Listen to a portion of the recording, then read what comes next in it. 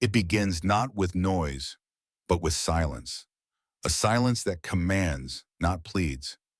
Imagine a man walking into a room not with bombast or bravado, but with a quiet intensity that shifts the air itself. People stop mid-sentence. Heads turn. No words are needed. No introductions required. That man has presence, the kind that makes others hesitate, wonder, and ultimately follow. This is not magic. This is psychology. This is power constructed, not inherited. And today we begin the first step of building that power within you.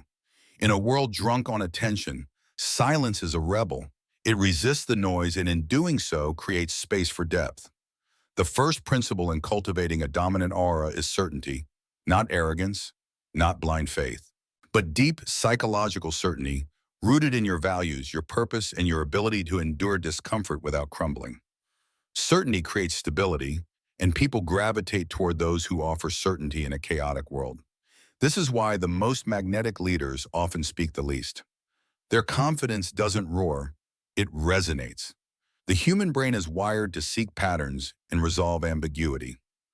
When someone behaves unpredictably but calmly, our minds fill in the blanks. This is known as the ambiguity effect, and it has powerful consequences. The less you reveal, the more powerful others perceive you to be. You create a space in which people project their fears, hopes, and assumptions onto you. And when their own minds create your image, that image becomes far more powerful than anything you could try to perform. This is the essence of aura. It's not about being loud, flashy, or dominant in the traditional sense. It's about being so centered in your own skin that others feel off balance in your presence. This doesn't come from ego. It comes from restraint. It comes from a deep understanding that power isn't about being seen. It's about being felt. When every move you make is intentional, when every pause is filled with purpose, your very existence becomes strategic. Philosophers like Baruch Spinoza believe that power is the capacity to act according to one's nature. That's what you must reclaim, your nature, uninterrupted by fear or external expectation. This requires mental conditioning. You train yourself to withstand the judgment of others without shrinking. You develop the strength to say no without apology. You begin to view every interaction as a test of your stillness, a chance to let your silence say more than your words ever could. So here is your first challenge. For the next 24 hours, speak less, observe more. When tempted to explain yourself, resist. When drawn to interrupt or overreact, pause. Let others fill the silence. Let them reveal their intentions, their weaknesses. Meanwhile, you remain steady, not passive, strategic. If you can begin this practice, even for a day, you will notice something shift. People will treat you differently. Your presence will expand. Your aura, the one you are building deliberately, will begin to harden like armor. And that is where your transformation begins. Power in its purest form does not demand. It does not beg for attention. It does not plead for recognition. It simply is. That is the essence of the mask, controlled power. In this second phase of transformation, we dive deep into the deliberate construction of your public face, not the man you are in private, but the man you allow the world to see. This mask is not a deception. It is a strategy. In the American cultural landscape, we are taught to be ourselves, to value authenticity above all else. But what if authenticity isn't about transparency, but about intention? What if who you show to the world should be curated, refined, sharpened into a tool? The mask you wear is your interface with the world, and when worn correctly, it becomes your greatest weapon. The truth is, people don't want to see your soul, they want to feel your impact. They judge you by what you reveal, not what you contain. As the philosopher Friedrich Nietzsche observed, he who has a why to live can bear almost any how. But in social dynamics, it's not the why that matters. It's the how you carry yourself. Calm under pressure, composed under scrutiny, unshaken by praise or insult. That is controlled power. Facial expressions, tone of voice, body language, these are your instruments. The mask demands that you master them all. When your face becomes unreadable, people project onto you. When your voice stays even while others shout, your control becomes undeniable. In psychological terms, this is the principle of emotional regulation, a trait associated with high emotional intelligence and strong leadership. Those who master it tend to rise in social hierarchies, not by force but by gravity. Controlled power also means controlling your energy. Do not give away your excitement too easily. Do not flinch when provoked. Move with deliberation, not speed. Speak with weight, not volume. You are not here to impress. You are here to remain unfazed. The frantic energy of those around you will expose their insecurities. Your stillness, your lack of reaction, will expose your strength. So ask yourself, what does your current mask say about you? Does it reflect insecurity, overcompensation, a need for validation? Or does it communicate restraint, clarity, and focus? Starting today, become aware of your expressions in the mirror. Practice neutral calm. Speak slower. Breathe deeper. Say less. You are not erasing your identity. You are refining it. You are sculpting a face the world cannot read, but must respect. The mask is not falsehood. It is your discipline given form. And once it fits you like skin, you will no longer perform power. You will embody it. Fear. It is the invisible currency of power. We don't like to admit this. We like to believe we live in a world where respect and love alone are enough to lead. But when it comes to influence, real influence, fear has always played a role. And in this chapter of your transformation, you must learn to use fear not as a blunt weapon, but as a surgical tool. We are not talking about cruelty or abuse. We are talking about perception. Psychological fear, when wielded with precision, creates boundaries others dare not cross. In neuroscience, fear activates the amygdala, the part of the brain that governs threat detection. When someone perceives that you are a threat to their comfort, their ego, or their opportunities, they instinctively act more cautiously around you. This is leverage. Imagine this. You never raise your voice, yet when you enter a room, the mood shifts. Why is that? Because those around you have felt what it means to be on your bad side, or they've heard stories.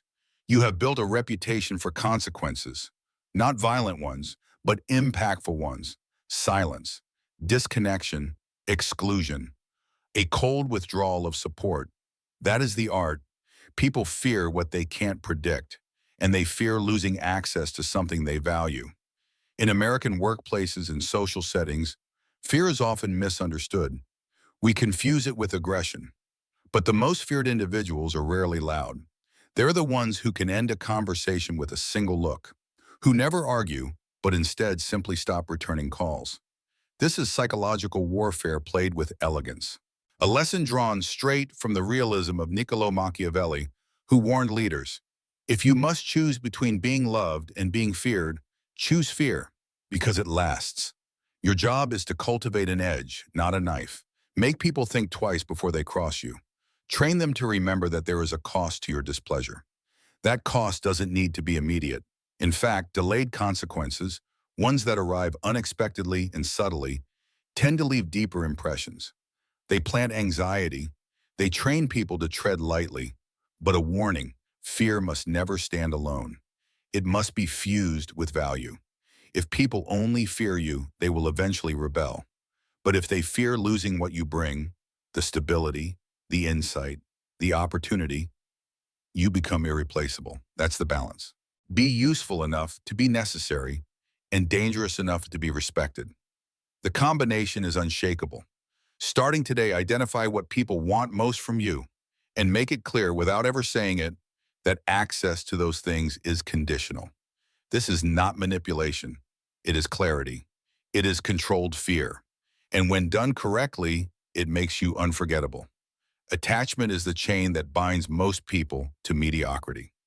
In this part of your transformation, we dive into emotional detachment, not as cold indifference, but as strategic freedom. Emotional detachment is not a lack of feeling. It's the discipline to feel without being ruled by those feelings.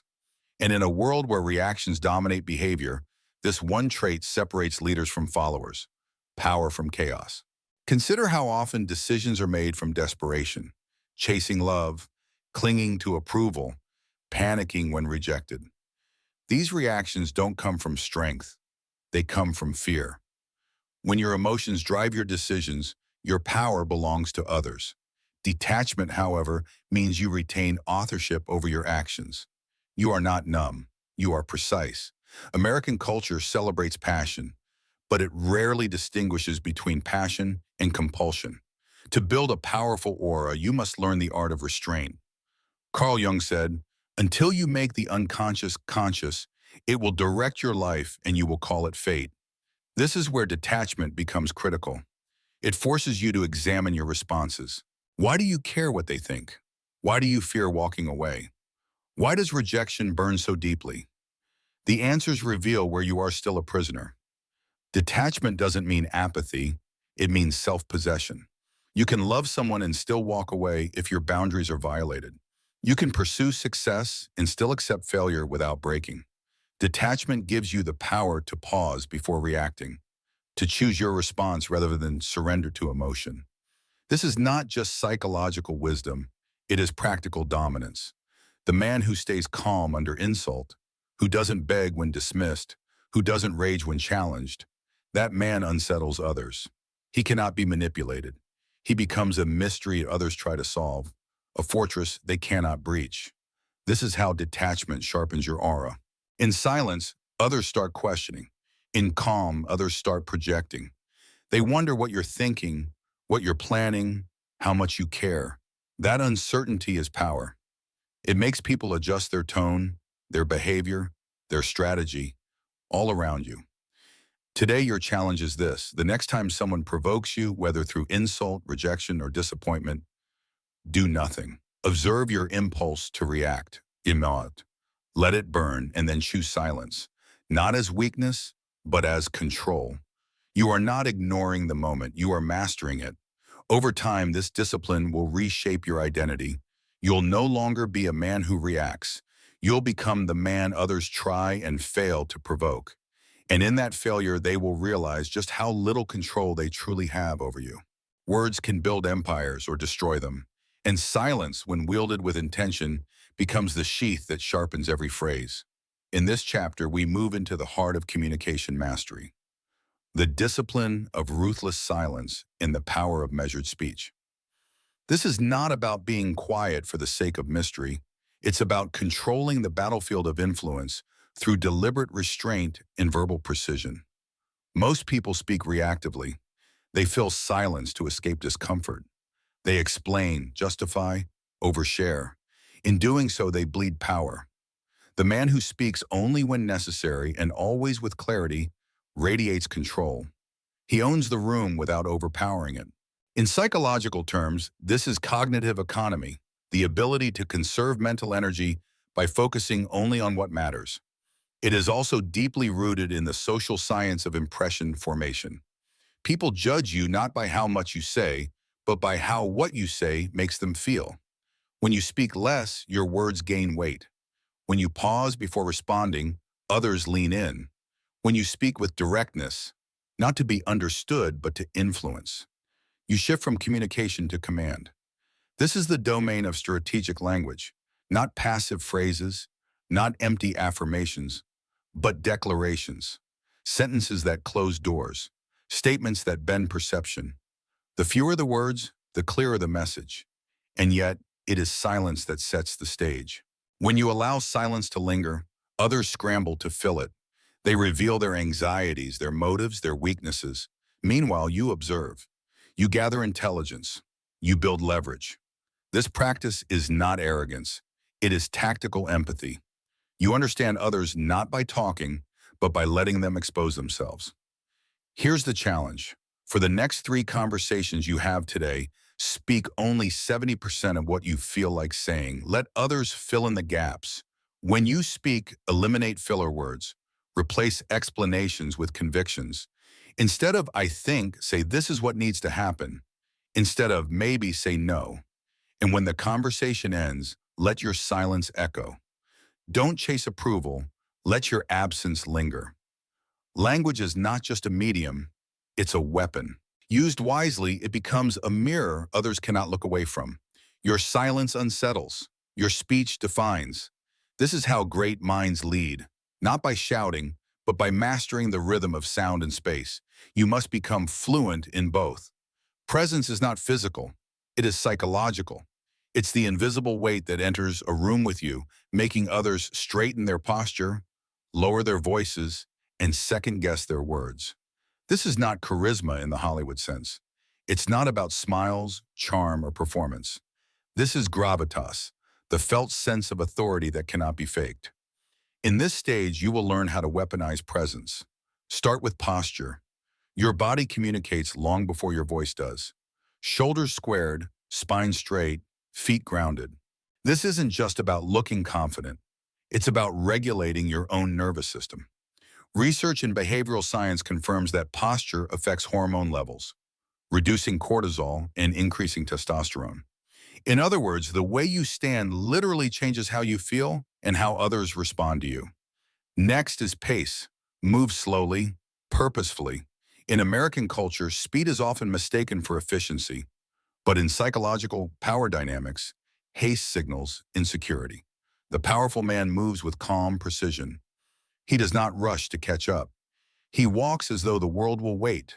That delay forces others to adjust to your rhythm, and that is power.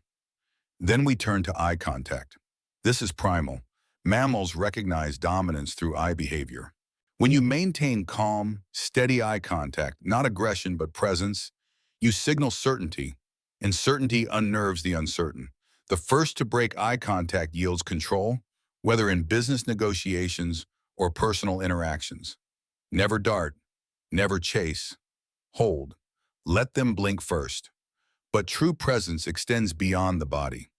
It is the energy you carry, the voice you use, the stillness you embrace.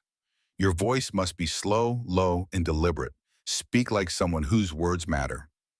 Pause often. Let silence do half the talking. Let your energy settle before you speak. Do not react to the environment. Bend it. Finally, remember the law of scarcity. What is rare is respected. If you are always available, always talking, always seeking attention, your presence fades into background noise.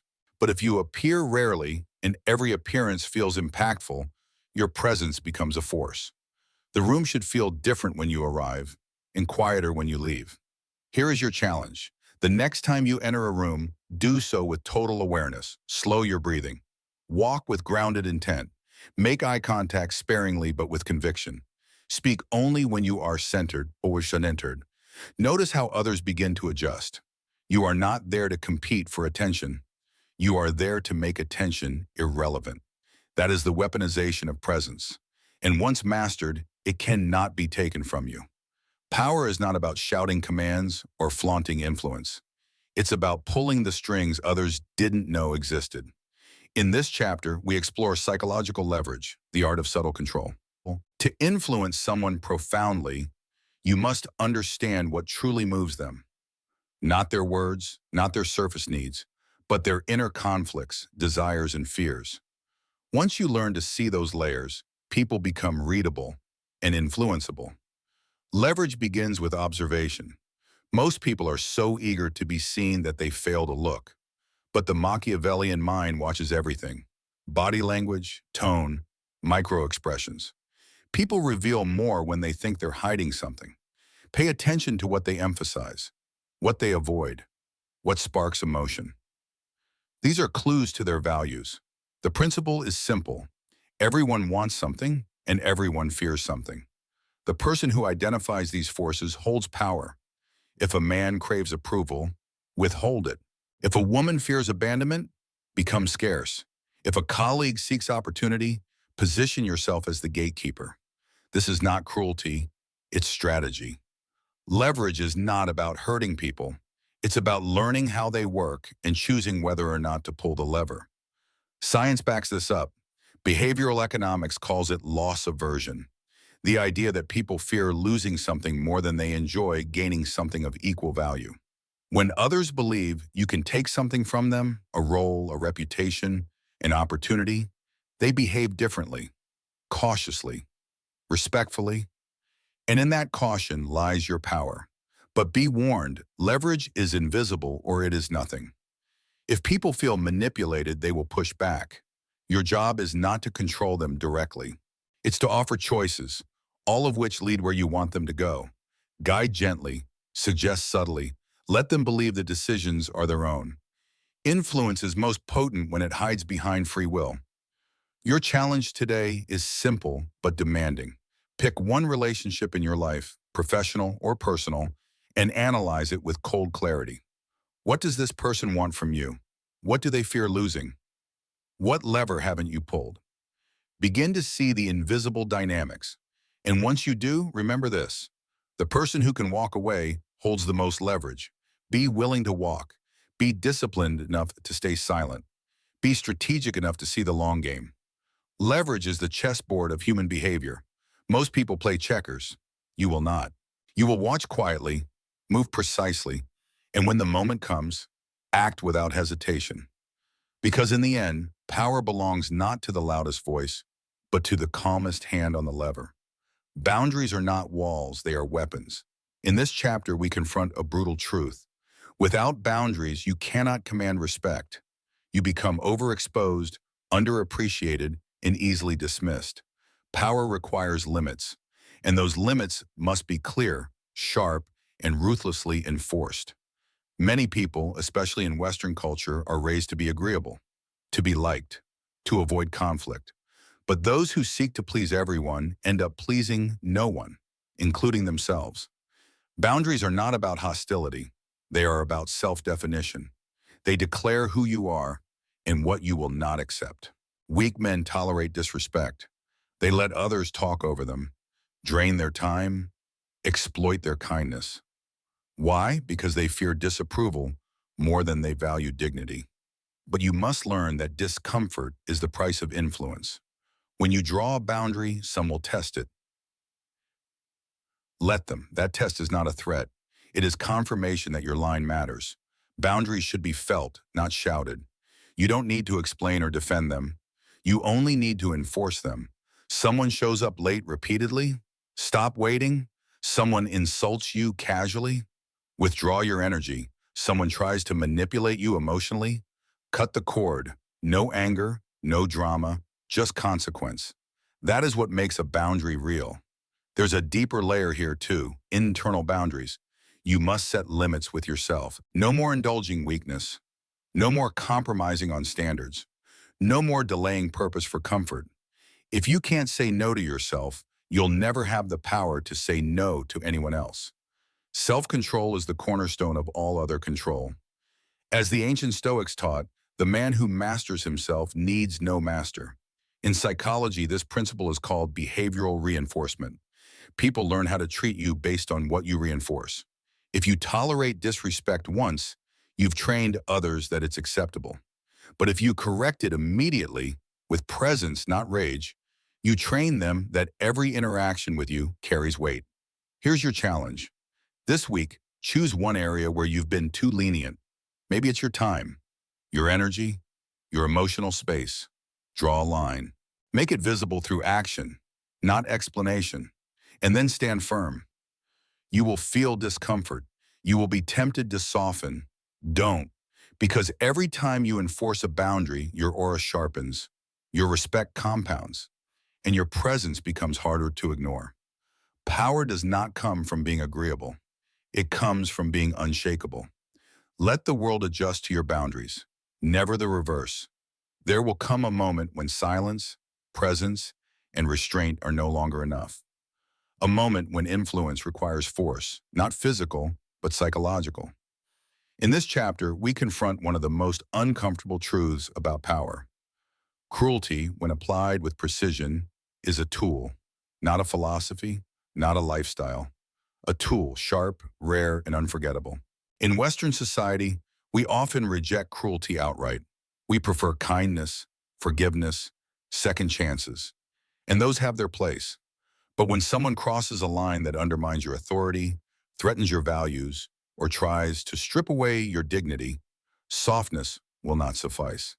At times, mercy emboldens your enemies. A well-placed cruelty, on the other hand, freezes their ambition. Strategic cruelty does not mean revenge or chaos. It means measured response. It means you do not respond to every slight, But when you do respond, it is decisive, memorable, public. The kind of consequence that echoes, not because you want them to suffer, but because others must see that suffering and remember it. In psychological terms, this is called vicarious learning. People learn what not to do by watching what happens to those who try it. Your cruelty may take many forms. Maybe it's ending a partnership without explanation. Maybe it's exposing hypocrisy when someone thought you'd stay silent. Maybe it's withdrawing your support at the moment they need it most. Whatever the form, the principle remains. Strike rarely, but strike hard. A predator does not attack everything. It chooses its moment. And when it does, the herd learns to move around it. But cruelty is not only external, it begins within. If you wish to wield power, you must first be cruel to your own weakness. Cut your laziness at the root. Kill your excuses, starve your need for approval. This is the cruelty that sharpens discipline, that refines your edge, that makes you immune to manipulation. Because when others see that you will not spare even yourself, they understand they stand no chance. Here is your challenge. Identify one area in your life where leniency has bred disrespect. Choose one person, one pattern, or one weakness that has gone unchecked for too long, and act. Not impulsively, not emotionally, but with surgical clarity. Deliver the message through absence, through consequence, through finality. Do not explain, do not debate, just act. In doing so, you send a signal. You are not to be toyed with. Your lines are not suggestions, and those who test you do not get second chances. Power is not maintained by being feared. It is maintained by ensuring that betrayal never looks like a profitable option. Everything we've built so far, the silence, the mask, the fear, the leverage, the boundaries, all leads to this, untouchability. This is not a fantasy, it is a psychological state cultivated by design. To be untouchable is not to be immune to life's struggles. It is to be unmoved by them. It is to move through chaos with a stillness that unnerves those who thought they knew how to shake you. Untouchability is a crown, not worn on the head, but radiating from the core. It cannot be claimed by shouting. It must be earned through consistency, control, and calculated presence. It is the art of becoming the kind of person others fear to oppose, not because you're dangerous in the obvious sense, but because their mind cannot find a weakness to exploit. In behavioral psychology, there's a principle called status consistency. When someone behaves with unwavering confidence, they become perceived as higher status, regardless of external markers. Why? Because most people are reactive. They shift with the wind. But the untouchable man doesn't shift. He is the wind. He creates the current that others respond to. He does not chase opportunities. He creates them. He does not fear rejection. He redirects. He does not respond to insults. He outlasts them. People feel his influence not because he's loud, but because he's inevitable. And that inevitability becomes power. When others begin to believe you cannot be shaken, they stop trying. That belief is your armor. But make no mistake, untouchability is not passivity. It is aggressive composure. It is strategic restraint. It is knowing exactly when to act, and doing so with ruthless precision. It means every gesture is calculated, every word is weighted, every silence is intentional. You are not performing power. You are embodying it. Your challenge is this: for the next 7 days, act as if you are untouchable. Not arrogantly, not emotionally, but with quiet certainty. Refuse to explain yourself. Refuse to chase. Refuse to engage in anything beneath your mission. Let people talk. Let them speculate. You will not correct them. You will not prove yourself. You will simply move forward, calm, calculated, composed. Because the man who needs nothing cannot be controlled, and the man who cannot be controlled becomes untouchable. Let that crown settle upon you, not through declaration, but through discipline. It is not a title you wear. It is a state of being others recognize the moment they stand before you. Untouchability is sustained not by force, but by perception. In this chapter, we enter the realm of psychological optics, how you are seen, how you are remembered, and why that matters more than what you say. If people believe you cannot be touched, they behave accordingly.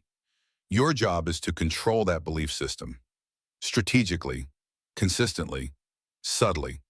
Most people try to manage their image through overexposure, posting constantly, correcting every misconception, asserting themselves in every conversation. But in doing so, they become predictable, accessible, forgettable. You must do the opposite. Okay. Guard your mystique like a fortress. Let your presence be rare and potent. Let your words be few but final. What people don't know about you should always outweigh what they do. There is a psychological term for this, the halo effect. When someone is perceived as extraordinary in one area, people subconsciously project that excellence onto all areas. If you appear disciplined, people assume you're wise. If you radiate calm, they assume you're powerful. Your goal is not to explain your value. It's to radiate it through consistency. This is where restraint becomes essential. Every time you defend yourself against gossip or criticism, you lose leverage. Every time you explain your actions, you humanize your flaws. But when you remain silent, unbothered, unshaken, you project something stronger than truth, inevitability. You become the person others talk about, study, fear to underestimate. That is the beginning of a legacy. This requires discipline. You will want to react. You will want to correct false assumptions. Resist. Let your actions speak over time. Let silence build the myth. History does not remember the loudest. It remembers the most consistent, the most controlled, the most unbreakable. The American psyche respects the individual who seems above the noise, unentangled in drama, focused on mission. Be that individual. Your challenge. For the next situation in which your name is misunderstood, your intentions questioned, or your image tested, do nothing. No defense, no outburst, no justification, just forward motion. Let the silence weigh heavier than 1,000 explanations. Let your restraint create confusion, then fear, then respect. This is the psychology of the untouchable. Not louder, not faster, not more visible, but smarter, colder, and always 5 moves ahead. Power doesn't require noise. It requires narrative. And the most powerful narrative is the one others create about you when they realize they can never quite figure you out. Influence is not about pushing people. It's about becoming the gravity they cannot escape. In this part of your evolution, we examine how to create dependency without ever demanding loyalty. This is the art of indispensability, to make yourself so necessary, so strategically positioned, that others will bend rather than risk losing you. Dependency is a delicate structure. It cannot be built by manipulation. It must be built by value. But not just any value, the kind of value that touches people's core drivers. Remember, every human operates from a place of need, status, security, connection, access, validation.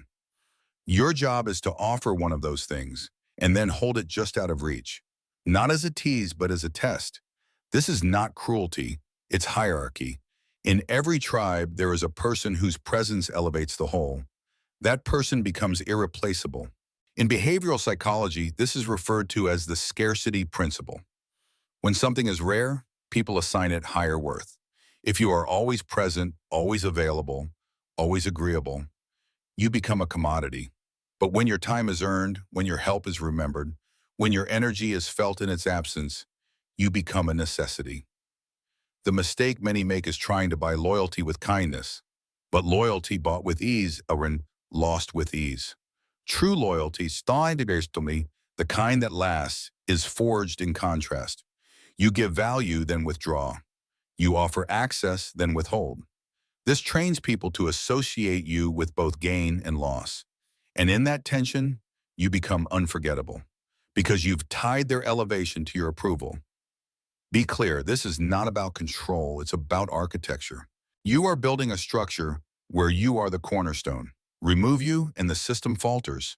That is real power. That is the aura of the untouchable. In American leadership theory, this principle appears in what's called structural whole advantage. When one person bridges vital networks or resources, they become the link no one dares break. you must become that link.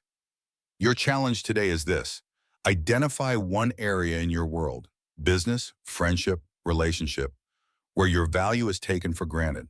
Step back. Do less. Say less. Watch what happens. Resistance?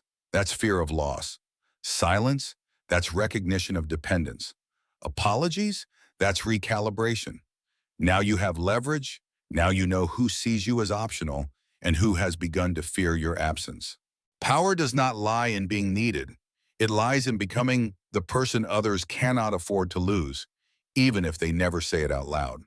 No one speaks about it openly, but everyone feels it. The weight of true discipline. In this chapter, we enter the furnace, the space where true power is forged, not by ambition, but by sacrifice. Discipline is the raw material of untouchability. Without it, everything you build will collapse. With it, you become unstoppable. There is a dangerous myth in modern culture that discipline is about motivation. It's not. Motivation fades. Discipline stays. It shows up when you're tired, when you're bored, when you're angry. It does not negotiate with emotion. It obeys only your higher purpose.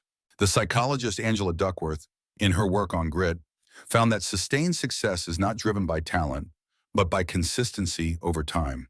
That consistency is discipline. Discipline is the bridge between your vision and your aura. Want to speak with more power? Discipline your tongue. Want to walk with authority? Discipline your body. Want to command respect? Discipline your time. Every action, every choice, either reinforces or erodes your aura. There is no neutral ground. The world is always watching, measuring, testing, and when it sees you falter, it recalibrates your value downward.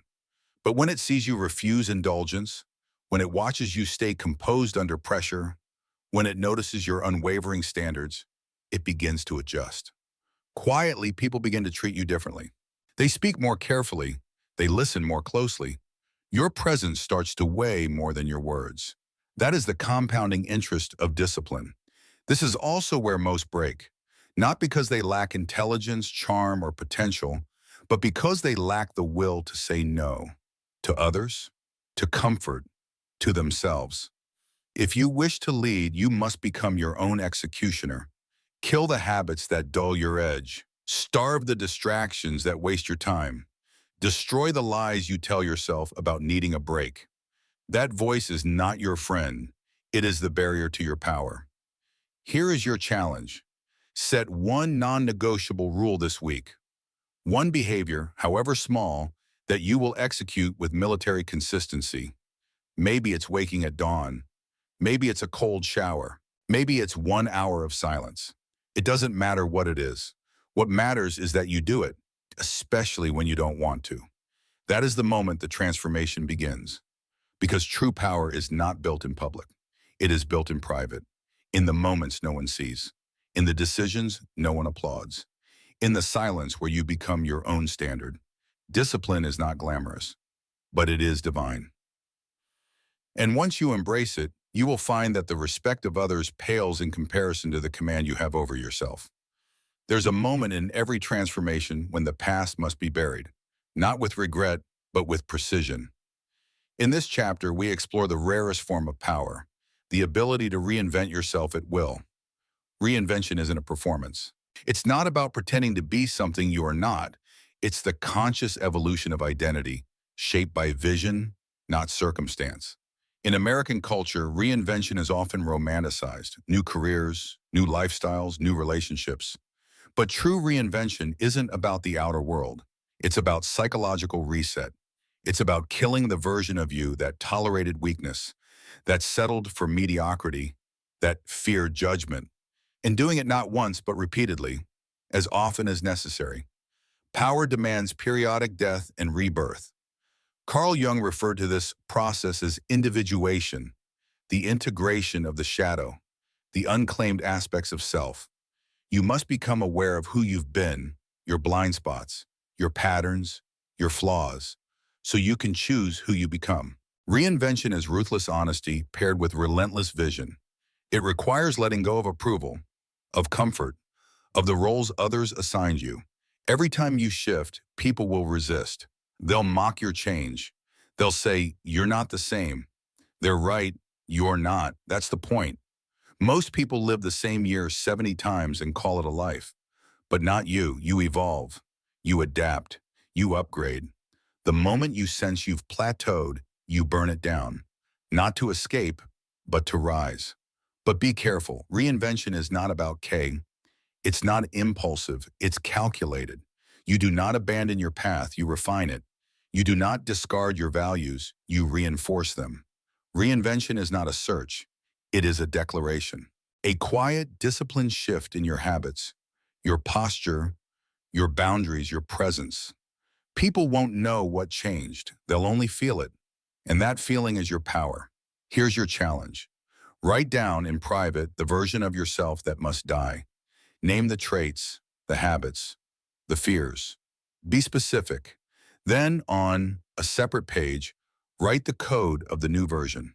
What he allows, what he enforces, what he radiates. Begin acting from that script immediately, not after a life change, not after a promotion. Now, today. Because reinvention isn't a destination. It's a decision, and once made, the world begins to adjust. It may resist at first, but eventually it will follow the lead of the person who dares to rewrite his own definition.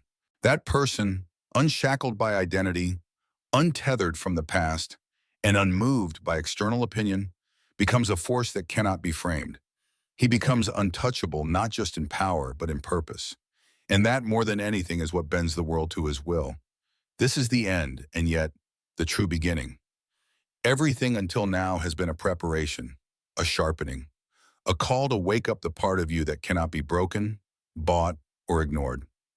In this final chapter, we bring it all together, not as theory, but as a way of being, a standard that transforms presence into inevitability. You are not here to impress. You are here to become. Untouchability isn't about being feared or adored. It's about being respected in the deepest psychological sense. It's the moment when people stop asking what you're capable of and start adjusting their behavior in anticipation of it. You don't walk into rooms hoping to be noticed. You walk in knowing that the atmosphere shifts the moment your foot crosses the threshold. This transformation doesn't come from talent. It comes from discipline. It comes from your silence when others would speak, from your calm when others would panic, from your boundaries, your leverage, your measured cruelty, and your relentless self-control. It comes from your refusal to be pulled into emotional warfare, from your ability to withhold without bitterness, to strike without hatred, to disappear without apology. The man who wears the crown of untouchability does not chase validation. He commands it. He does not react to provocation. He renders it useless. His presence isn't loud, it's felt. He is not loved by all, nor is he feared by all, but he is respected by those who understand power. He does not control people with noise, but with structure. Not with charm, but with clarity. Not with demands, but with decisions. You've now walked through the fire. You've faced the teachings of Machiavelli, Jung, and the psychology of dominance. You've been challenged to act, not tomorrow but now, to speak less, to enforce your boundaries, to hold your silence, to become the rare man who moves the world not by pushing it, but by becoming the axis it rotates around. So ask yourself, quietly, brutally, will you wear the mask when needed? Will you train your emotions until they serve you? Will you be the predator who waits, who chooses, who strikes once and never needs to again? Will you be the man who walks alone but is followed by many? If so, you are ready. This is the path. It is cold. It is sharp. It is not for the common, but it is yours now. Walk it, embody it, own it. Because once you do, no insult, no betrayal, no challenge will define you. You will define the room. You will define the terms. You will define yourself. And that is the true crown of untouchability. If this message reached you, if it awakens something long asleep within you, don't let it fade. Like this video, subscribe to the channel, and in the comments, tell us what resonated with you most. Share your vow, your shift, your power. This community is for those who rise, not with noise, but with presence. We'll see you at the top.